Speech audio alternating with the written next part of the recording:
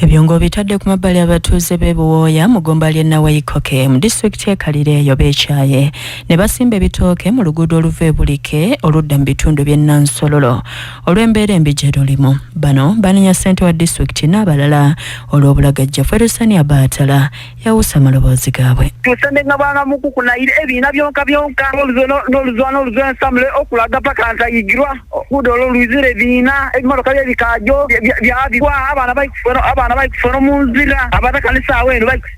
era mu luguudo bayikusima mu biina bayikusima mu bigogo olwakyamaani so nsubira oluguudo alusuukire oba animiro oleka abantu basimba ebigogo ife toba tufiira muno tufiire muno tumanye tuti ekyama n'omulambo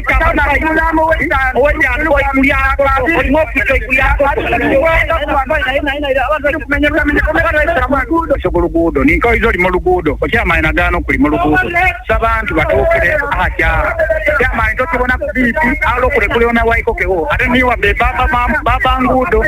ayesaawa eno abataka etwacwaine batuukire newe n'obitamuuko n'emmotoka yo tebita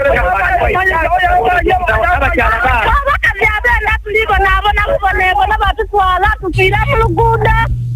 waliwo omusajja Angolo Nambanja atemera mu gy'obukulu 37 asangiddwa n'ente enzibe ku kyalo kye Ekodema naye nga ye mutuuze ow'oku kyalo ky'e Budanje mu ggomba ly'e Buswali mu disitulikiti y'e Namayingo. Angolo bamusanze atunda ente eno ne bamuwuttula emigoba nte era abatuuze nga bali wamu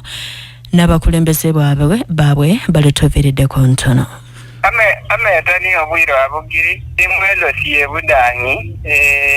bere ndula musa omla kibiri onja musidoli onje ngombe umamo imbolero mwasende honje mutawani konya ngombe pale nyalo bani kiragira abanda hola edebani umwana bwire weikwe balanga rona yaho birisi mwati bwire ngombe yaho iru ngombe ngotereho obiraho baba yamba ati umubire polisi emasafu sibahize ngombe ende Angolo wanambanja kabamudirira wano umudanyi wangano umushani mulala akengero yakeba wasyo ngombe ye amariyebe ngombe adiriwe nakira mule baba muleka mumairo mwenda